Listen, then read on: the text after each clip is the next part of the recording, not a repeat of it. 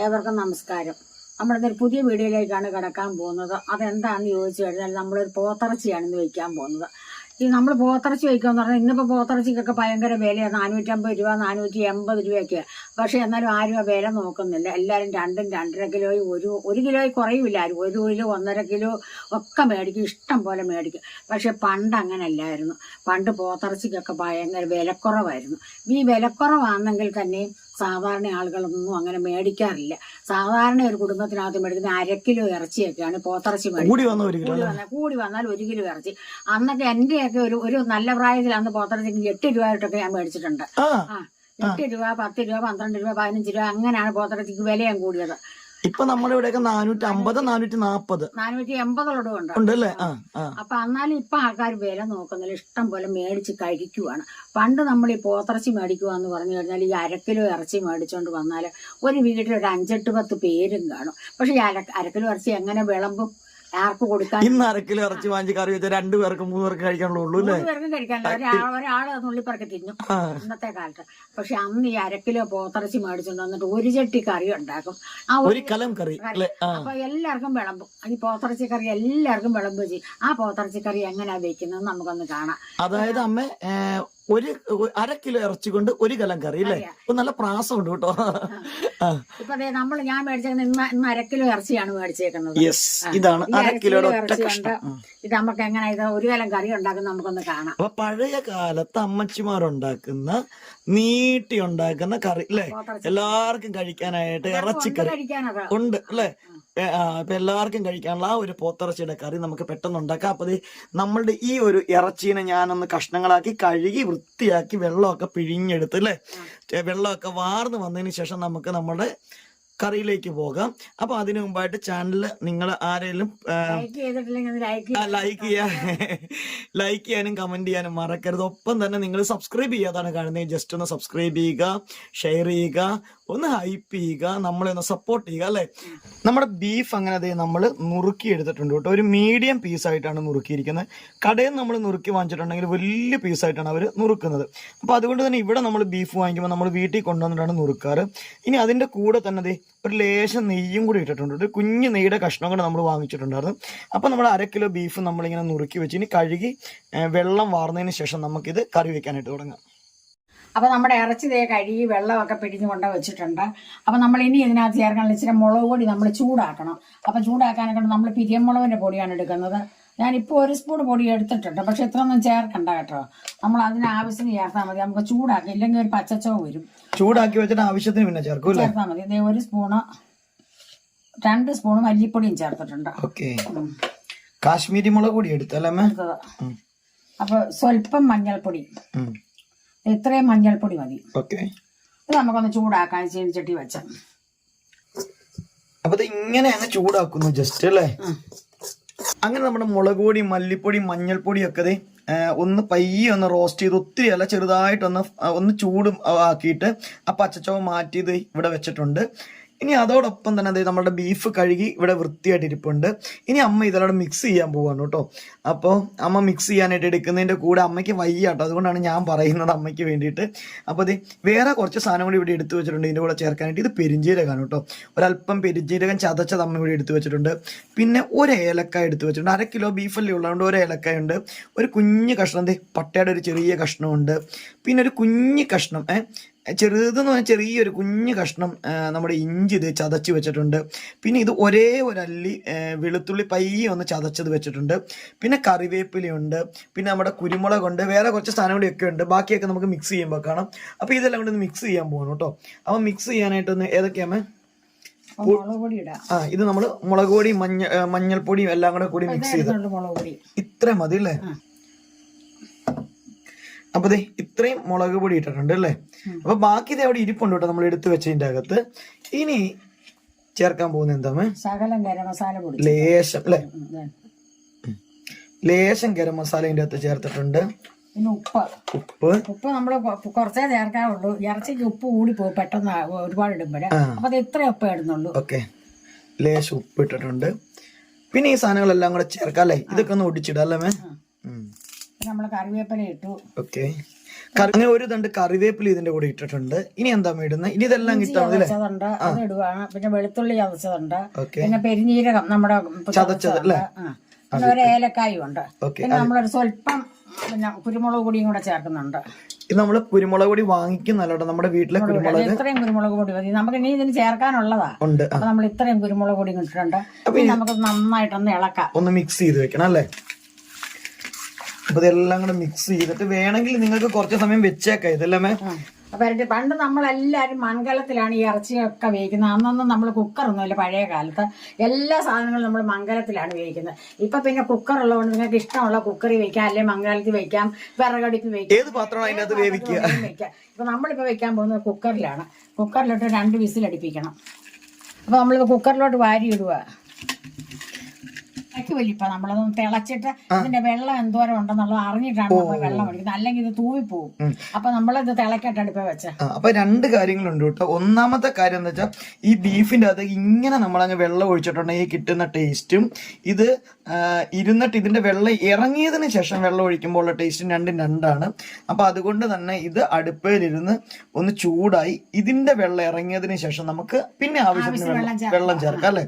നമ്മുടെ ബീഫ് ഇത് എങ്ങനെ അടുപ്പ വെച്ചപ്പോ കണ്ടോ, ഇതിനകത്ത് വെള്ളം ഇറങ്ങാണ്ടില്ല. ഇതുപോലെ വെള്ളം ഇങ്ങനെ ഇറങ്ങും കേട്ടോ ഈ ബീഫിന്ന്. അപ്പൊ നമ്മൾ ഇതിനകത്ത് ഇടാനെ കൊണ്ട് നമ്മൾ ഒരു ഉരുളക്കിഴങ്ങ് എടുത്തിട്ടുണ്ട്, ഒരു ക്യാരറ്റ് ഉണ്ട്, ഒരു സബോള, ഒരു ഏത്തക്ക. ഈ ഏത്തക്കയുടെ പകുതി മതി. ചിലപ്പോൾ നമ്മൾ അരി നോക്കുമ്പോൾ നമുക്ക് ഇറച്ചി അരക്കിലോ ഉള്ളൂ. പിന്നെ ചെറിയ ഉള്ളി ഇത്രയും ഉള്ളി എടുത്തിട്ടുണ്ട്, അത് നമ്മൾ ആവശ്യത്തിന് ചേർക്കുക. അപ്പൊ നമുക്കൊരു കാര്യം ഇതെല്ലാം ഒന്ന് കട്ട് ചെയ്തിട്ട് എങ്ങനെയാണെന്ന് നോക്കാം. പിന്നെ ഉരുളക്കിഴങ്ങ് ഇടുമ്പോൾ നമ്മൾ സാമ്പാർ കഷ്ണത്തേക്കാളൊക്കെ ഇച്ചിരി ഒന്ന് വലിപ്പത്തിൽ വേണം ഉരുളക്കിഴങ്ങ് മുറിക്കാനായിട്ട് അല്ലേ?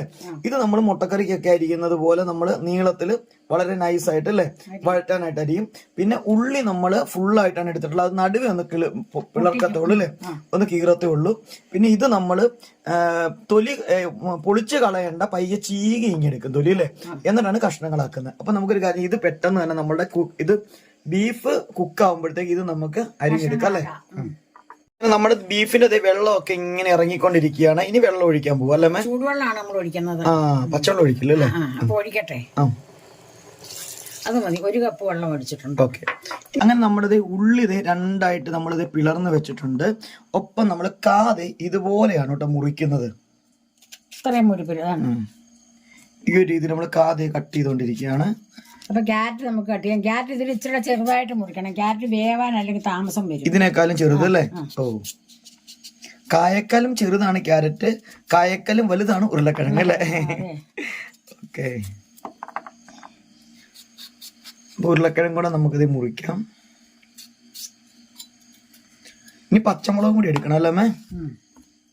ഓക്കെ. ഈ ഒരു രീതിയിൽ നമുക്ക് ഉരുളക്കിഴങ്ങ് കൂടെ കട്ട് ചെയ്ത് വെക്കാം. അപ്പോൾ അത് നമ്മൾ ഇങ്ങനെ ചെറുതായിട്ട് അരിഞ്ഞ സബോളയും കൂടി എടുക്കുന്നുണ്ട് കേട്ടോ.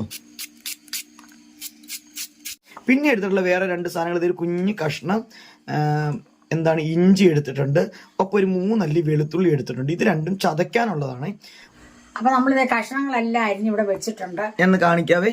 ഇത് കഷ്ണങ്ങളെല്ലാം അരിഞ്ഞു. നമ്മുടെ പച്ചമുളക് 2 എടുത്ത് വെച്ചിട്ടുണ്ട്. ഇതെല്ലാം സെറ്റാണ്.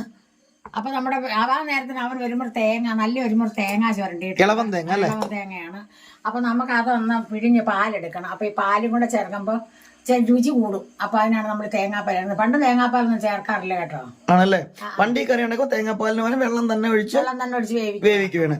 അപ്പൊ തേങ്ങാപ്പാൽ ഓപ്ഷണൽ ആണ്. തേങ്ങാപ്പാൽ ഒഴിച്ച് ഇച്ചിരി കൂടെ ഒരു ടേസ്റ്റ് അല്ലേ? അപ്പൊ ഈ തേങ്ങാപ്പാൽ എടുക്കേണ്ടതുകൊണ്ടാണ് ഇളവൻ തേങ്ങ നമ്മൾ എടുത്തിട്ടുള്ളത് അല്ലേ?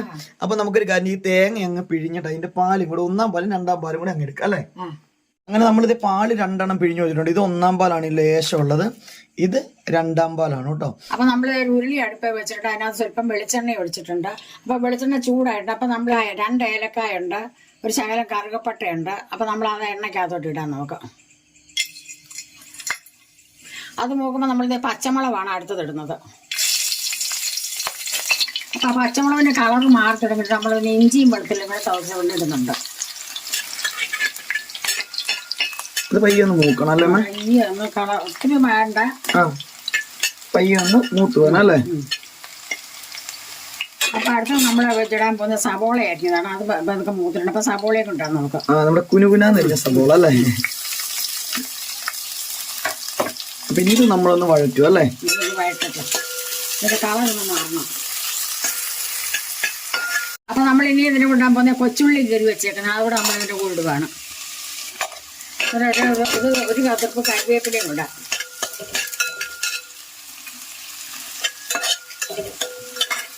നമ്മൾ ശകലം പെരിഞ്ജീരകം പൊടിച്ചു വെച്ചിട്ടുണ്ട്, അതും കൊണ്ട് ചേർക്കാം. അപ്പൊ ഇങ്ങനെ മാറ്റിയിട്ട് അതിന്റെ എണ്ണക്കകത്തേക്ക് പെരിഞ്ജീരകം ഇട്ട് കൊടുത്തു, ജസ്റ്റ് ഇത് ഇങ്ങനെ ഒന്ന് റോസ്റ്റ് ചെയ്തു ആ പെരിഞ്ജീരകം അല്ലേ.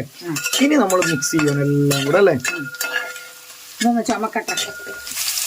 ഒരു ശകലം ഉപ്പൂടെ നമ്മൾ ഇതിലൂടെ ഇതിനകത്ത് പെട്ടെന്ന് മൂത്ത് കിട്ടാനാ. അപ്പൊ ഉപ്പും കൂടി ഇട്ട് നമുക്ക് വഴറ്റാം.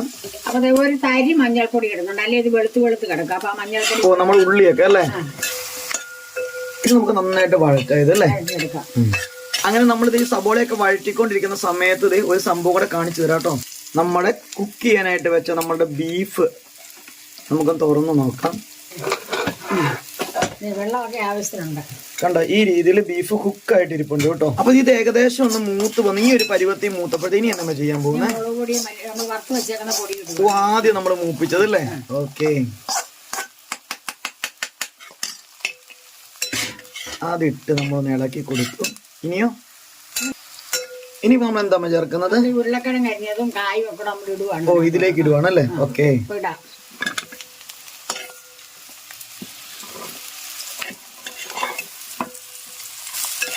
അതെല്ലാം കൂടി ഇട്ടിട്ട് ഇനി ഉണ്ടല്ലോ ഇനി ഇതിലേക്ക് ലേശം ഉപ്പും കൂടി ഇട്ടിട്ട് ഇതൊന്ന് ആദ്യം ഒന്ന് പച്ചച്ചവ മാറുന്നത് വരെ ഇതുപോലെ തന്നെ ഒന്ന് വഴറ്റി എടുക്കണം അല്ലേ. ഓക്കെ, അപ്പൊ ഈ കഷ്ണത്തിനൊക്കെ മസാല പിടിക്കൂല്ലേ. ഇത്രയും മസാല നമ്മൾ പൊടിച്ചു വെച്ച ഗരം മസാലയാണ് കേട്ടോ. അതും കൂടി ഇട്ടിട്ട് ഇങ്ങനെ ഒന്ന് മിക്സ് ചെയ്ത് കൊടുക്കുവാണ്. പിന്നെ വേറൊരു കാര്യം ഞാൻ പറയട്ടെ, ഇതേ കറി തന്നെ ചേന ഇട്ട് ഉണ്ടാക്കും അല്ലേ.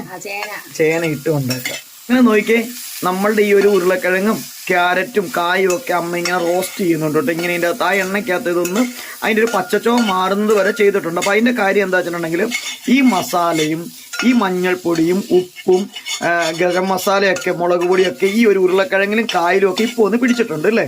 ഇനി എന്താ ചെയ്യണമെന്ന് വെച്ചാൽ നമ്മൾ നേരെ തേങ്ങാപ്പാലല്ല ഇതിൻ്റെ അകത്ത് ഒഴിക്കുന്നത്. ഇനി എന്താ ചെയ്യാൻ പോകുന്നത്? ഓക്കെ, അത് എന്താ കാര്യം എന്ന് ചോദിച്ചു കഴിഞ്ഞാൽ ഉണ്ടല്ലോ, ഇതിൻ്റെ ഈ ഒരു വെള്ളം ഉണ്ടല്ലോ, ഈ ഇറച്ചിയുടെ ഈ ഒരു വെള്ളവും നെയ്യുടെയും അതിൻ്റെ രുചിയൊക്കെ നമ്മുടെ ഈ വെജിറ്റബിളിലേക്ക് ഒന്ന് പിടിക്കാൻ വേണ്ടിയിട്ടാണ് ആദ്യം കുറച്ച് സമയം നമ്മൾ തേങ്ങാപ്പാൽ ഇപ്പോൾ ഒഴിക്കത്തില്ല. അപ്പം ഈ ഒരു വെള്ളം പയ്യെ ഒന്ന് വറ്റിയതിന് ശേഷമാണ് ബാക്കി ഒഴിക്കത്തുള്ളൂ അല്ലേ അമ്മേ. അപ്പം ഇത് കണ്ടോ, ഇതിങ്ങനെ അമ്മ ഇളക്കി മിക്സ് ചെയ്ത് ഇങ്ങനെ വെക്കുവാണ്. ഇപ്പൊ നമ്മുടെ ആ ബീഫിന്റെ സ്റ്റോക്കിലാണ് കേട്ടോ ഇത് കുക്കാവുന്നത്. അപ്പൊ ബീഫിന്റെ സ്റ്റോക്ക് നന്നായിട്ട് ആ ഉരുളക്കിഴങ്ങും ഒക്കെ വലിച്ചെടുക്കും, ക്യാരറ്റും ഉരുളക്കിഴങ്ങും കായും ഒക്കെ വലിച്ചെടുക്കും. അപ്പൊ ഇത് നമുക്ക് ഒരു കലം കറി കിട്ടും കേട്ടോ. നമുക്ക് എല്ലാവർക്കും വിളമ്പാനുള്ള കണ്ടില്ല, 1/2 കിലോ ആണെങ്കിൽ നമുക്ക് കുറെ കിട്ടും കേട്ടോ. അപ്പൊ നമുക്ക് ഇതിനി ഒന്ന് അടച്ചു വെച്ചൊന്ന് വേവിക്കാം അല്ലേ. അപ്പൊ നമുക്ക് ഈ അടപ്പൊന്ന് തുറന്ന് നോക്കാം. ഇടയ്ക്ക് നമ്മളൊന്ന് ഇളക്കി കൊടുത്തിട്ടുണ്ടായിരുന്നു കേട്ടോ അടപ്പ് തുറന്ന. വെള്ളം പറ്റിയില്ലേ? വെള്ളമൊക്കെ പറ്റിയിട്ടുണ്ട്. അത് ബീഫിന്റെ ആ ഒരു സ്റ്റോക്ക് എല്ലാം നമ്മുടെ എല്ലാത്തിലും പിടിച്ചു. ഇനിയാണ് നമ്മൾ തേങ്ങാപ്പാൽ ഒഴിക്കുന്നത് അല്ലേ.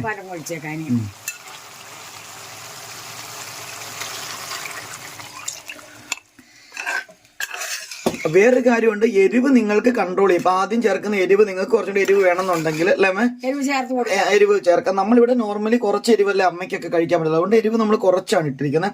എങ്കിലും ഇതിന് അത്യാവശ്യം എരിവ് കാണും, കാരണം ഇതിനകത്ത് കുരുമുളക് പൊടിയുണ്ട്, പച്ചമുളകുണ്ട് അല്ലേ, പിന്നെ നമ്മുടെ കാശ്മീരി മുളക് പൊടിയുണ്ട്. ഇതൊക്കെ ഉള്ളതുകൊണ്ടുണ്ട്. ഇനിയിപ്പോ എന്താ വേണേ, ഇപ്പൊ ഇത് വീണ്ടും തിളച്ച് സെറ്റ് ആവണം അല്ലേ മേ. ഉപ്പുണ്ട് അല്ലേ, ആണല്ലേ. അപ്പൊ നോക്കിയാൽ നമ്മളുടെ ആ ഒരു 1/2 കിലോ ബീഫ് കൊണ്ട് 1 കലം കറി അങ്ങനെ റെഡി ആയിക്കൊണ്ടിരിക്കുകയാണ്. അപ്പൊ ഇനിയും കുറച്ച് സാധനങ്ങളൊക്കെ ഇനി ചേർക്കാനുണ്ട്. അത് ചേർക്കുന്ന എപ്പോഴാന്ന് വെച്ചാൽ ഇതൊന്ന് തിളച്ച് സെറ്റ് ആയതിനു ശേഷമാണ് ബാക്കി സാധനങ്ങൾ ചേർക്കുന്നത് അല്ലേ. കറി ഇത് വീണ്ടും ഇങ്ങനെ തിളച്ചോണ്ടിരിക്കുവാണ് കേട്ടോ. ഇതിന്റെ കഷ്ണങ്ങൾക്കുണ്ടല്ലോ, ഇതിന്റെ പ്രത്യേകത വെച്ചാൽ ഇതിന്റെ ബീഫിനേക്കാളും ടേസ്റ്റ് ആയിരിക്കും ഇതിന്റെ കഷ്ണങ്ങൾക്ക് അല്ലേ.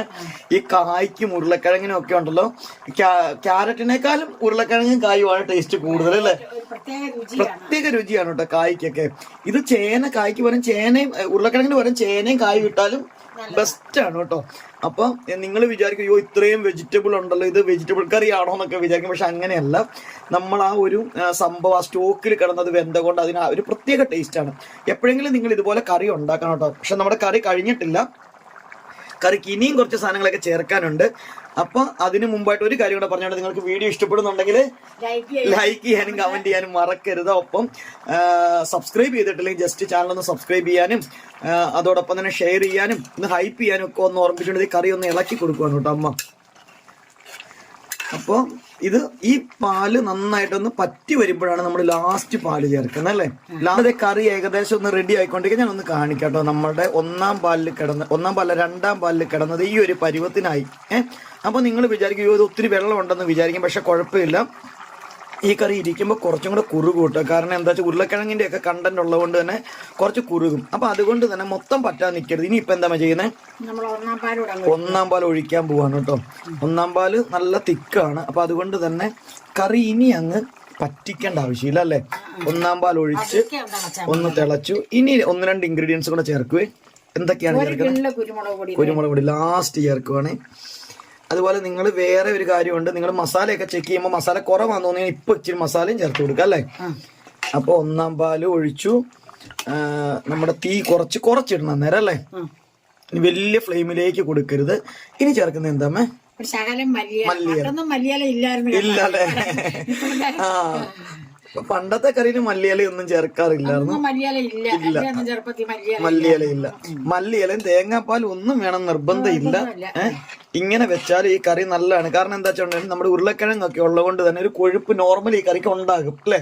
പിന്നെ നമ്മള് തേങ്ങാപ്പാൽ ചേർക്കുന്ന ടേസ്റ്റിന് വേണ്ടി ചേർക്കുന്നുള്ളൂ. അപ്പൊ ഇനി പയ്യെ ഒന്ന് ആവി വന്നാൽ മതി അല്ലേ. അപ്പൊ നമ്മുടെ കറി നന്നായിട്ട് തിളച്ചിട്ടുണ്ട്. അപ്പൊ ഇനി നമുക്കിത് വാങ്ങി വെക്കാം. ഇതിരിക്കുന്നതോറും കൊഴുപ്പ് കൂടും. ഇപ്പൊ തന്നെ നല്ല കുറുകൻ ചാറാണ് കേട്ടോ ഇതിന്റെ ചാറ്, കണ്ടില്ലേ. അപ്പൊ നമ്മളുടെ ബീഫും സംഭവങ്ങളൊക്കെ സെറ്റ് ആയിട്ടുണ്ട്. നമുക്ക് ഈ കറി വാങ്ങാം. അപ്പൊ നമ്മുടെ കറി അങ്ങനെ വാങ്ങി വെച്ചിട്ടുണ്ട്. ഇപ്പൊ ഇത് ഞാനൊന്ന് കാണിക്കാവേ. 1 കിലോ ഇറച്ചി വെച്ച കറിയുണ്ട്. 1/2 കിലോ ബീഫ് കൊണ്ട് കണ്ടോ. 1 കിലോ നമ്മുടെ ഉരുളിക്കകത്ത് നിറച്ചും കറിയുണ്ട് കണ്ടോ. എന്നാൽ ബീഫ് ഒട്ട് ആവശ്യത്തിന് നിങ്ങൾ വിളമ്പുമ്പോ തന്നെ കാണില്ല, ബീഫ് ആവശ്യത്തിനൊട്ട് ഉണ്ടും താനും നല്ല തിക്ക്. നമ്മളപ്പോ തന്നെ അങ്ങ് വാങ്ങിയതാണ്. നല്ല കുറുകൻ ചാറും ഒക്കെ ഇതിന്റെ അകത്ത് ഉണ്ട്. അപ്പൊ നമ്മുടെ പഴയകാല ബീഫ് കറി റെഡി ആയിട്ടുണ്ട്. നിങ്ങൾ അവർക്ക് തന്നെ സാമ്പാർ പോലെ വെച്ച്, പക്ഷെ ഇങ്ങനെ നോക്കുമ്പോ ഈ ബീഫ് കറിക്ക് ഭയങ്കര രുചിയാണ്. പണ്ടുള്ളവരൊക്കെ ഇങ്ങനെയായിരുന്നു വെച്ചോണ്ടിരുന്നത്. അല്ല ഒരുപാട് ഇന്നത്തെ കാലത്ത് ഒത്തിരി ഇറച്ചി മേടിച്ചോണ്ട് അങ്ങ് വേവിച്ച് തിന്നുമല്ല. ഇറച്ചി മേടിച്ചോണ്ട് 5-8-10 മക്കളും അതിന്റെ എല്ലാ വീട്ടിൽ ഒരു 10 പേരെങ്കിലും ഉണ്ട്. എന്റെ വീട്ടിലുണ്ടായിരുന്നു 10 പേരുണ്ടായിരുന്നു. അപ്പൊ നമ്മൾ 1/2 കിലോയോ 1 കിലോയോ ബീഫ് കൊണ്ടുവന്നാൽ ഒരാൾക്ക് ഉച്ചരിച്ച് കൊടുക്കാൻ കാണത്തില്ല. അപ്പൊ ഇതുപോലൊരു കറിയൊക്കെ വെച്ചാലുണ്ടല്ലോ ഇഷ്ടം പോലെ കോരി കൂട്ടാനും ഉണ്ട്, നല്ല രുചിയാണ്. അപ്പൊ നിങ്ങൾക്ക് എന്റെ ഈ പഴയകാല ബീഫ് കറി. അപ്പൊ ഒരു കാര്യം കൂടെ പറയട്ടെ. അപ്പൊ ഇന്നത്തെ കാലത്തും ഈ ബീഫിനൊക്കെ വില കൂടിയ സമയത്തുനിന്ന് മാത്രമല്ല നമ്മുടെ മക്കളെ ആവശ്യത്തിന് വെജിറ്റബിൾസും അല്ലെ, ക്യാരറ്റും കായും ഒക്കെ കഴിപ്പിക്കണം എന്നുണ്ടെങ്കിൽ അതൊന്നും വേണ്ട പിള്ളേർക്ക് അല്ലെ. അതൊക്കെ കഴിക്കണമെങ്കിൽ ഇങ്ങനെയും കൂടെ കൊടുത്തു കഴിഞ്ഞാൽ അല്ലെ, എന്നും നമ്മൾ ബീഫ് തന്നെ വെക്കുന്നതിനേക്കാൾ നമ്മുടെ വയറിനും ശരീരത്തിനും ഒക്കെ കുറച്ച് നല്ലതാണ് ഇങ്ങനെ കുറച്ച് പച്ചക്കറി ഒക്കെ കൂടെ ചേരുമ്പോ അല്ലെ. അപ്പൊ ഇത് ഇടയ്ക്കൊന്ന് ട്രൈ ചെയ്ത് നോക്കണം അല്ലെ. അപ്പൊ നിങ്ങൾക്ക് ഇഷ്ടപ്പെട്ട ഒന്നും കൂടെ കാണിക്കാവേ. ജസ്റ്റ് കണ്ട, ഇതാണ് കറി, കണ്ടില്ലേ. കൊഴുപ്പായി തണുക്കുന്നതോറും കൊഴുപ്പായിക്കൊണ്ടിരിക്കും അല്ലേ. അപ്പൊ ചപ്പാത്തി വേണം, എന്നാ വേണമെങ്കിലും ഞാൻ ചോറുണ്ടോ ചപ്പാത്തിയോ പൊറോട്ട എന്നാ വേണമെങ്കിലും കഴിക്കുകയും ചെയ്യാം. അപ്പൊ നിങ്ങൾക്ക് എന്റെ ഈ കറി ഇഷ്ടപ്പെട്ടു കാണുമെന്ന് ഞാൻ വിശ്വസിക്കുന്നുണ്ട്. ഇഷ്ടപ്പെട്ടെങ്കിൽ നിങ്ങൾ ഇപ്പൊ തന്നെ ഒന്ന് ലൈക്കും കമന്റും മറക്കാതെ ചെയ്യുക. അതോടൊപ്പം തന്നെ ചാനൽ സബ്സ്ക്രൈബ് ചെയ്തിട്ടില്ലേ ജസ്റ്റ് ഒന്ന് സബ്സ്ക്രൈബ് ചെയ്യാൻ ഓർമ്മിപ്പിക്കുകയാണ്. ഷെയർ ചെയ്യാൻ, നിങ്ങളുടെ റിലേറ്റീവ്സിനോ ഫ്രണ്ട്സിനൊക്കെ ഷെയർ ചെയ്യാൻ ഓർമ്മിപ്പിക്കുകയാണ്. പിന്നെ ഇടയ്ക്കിടയ്ക്ക് ദീപനാളം ചാനൽ ഒന്ന് സെർച്ച് ചെയ്ത് നോക്കണം കേട്ടോ. സെർച്ച് ചെയ്ത് നോക്കി കണ്ടുപിടിക്കണം. കാരണം ഇപ്പൊ യൂട്യൂബിന്റെ പണ്ടത്തെ പോലെ ഇങ്ങനെ എല്ലാവർക്കും നോട്ടിഫിക്കേഷൻസ് ഒന്നും വരാറില്ല. അപ്പൊ അതുകൊണ്ട് നിങ്ങൾ ഇടയ്ക്ക് നമ്മുടെ ദീപനാളം അടിച്ചു നോക്കിയിട്ട് തന്നെ ചാനൽ ഒന്ന് കാണാനായിട്ട് ശ്രമിക്കുക. ജസ്റ്റ് ഒന്ന് ഹൈപ്പ് ചെയ്ത് ഹെൽപ്പ് ചെയ്യുക, ഞങ്ങളൊന്ന് സപ്പോർട്ട് ചെയ്യുക അല്ലെ. അപ്പൊ നിങ്ങൾക്ക് ഇഷ്ടപ്പെട്ടെങ്കിൽ അടുത്തൊരു വീഡിയോ ആയി വരുന്നത് വരെ നിങ്ങൾക്ക് എല്ലാവർക്കും എന്റെ നന്ദി, നമസ്കാരം. ലാസ്റ്റ് ഒന്നും കൂടെ ഞാൻ ആ കറി ഒന്ന് കാണിക്കാം. എനിക്ക് ഇങ്ങനെ കറി ഭയങ്കര ഇഷ്ടമുണ്ട്. ഈ ബീഫ് തന്നെ കഴിച്ചിട്ടുണ്ടെങ്കിൽ നമുക്കുണ്ടല്ലോ വയറിനൊക്കെ അത്ര ഒരു ഇതില്ലല്ലോ. അപ്പൊ ഇത് വെരി ടേസ്റ്റി ആൻഡ് ഡെലീഷ്യസ് ആയിട്ടുള്ള ഈ കറിയാണ് കേട്ടോ. അപ്പൊ നിങ്ങളും ട്രൈ ചെയ്ത് നോക്കൂ. ചപ്പാത്തിക്കും പൊറോട്ടയ്ക്കും ചോറിനും ഒക്കെ കഴിക്കൂ. അപ്പൊ ഞങ്ങളിത് എന്തായാലും ഇന്ന് അത്താഴം കഴിക്കാനായിട്ട് പോവാണ് അല്ലേ.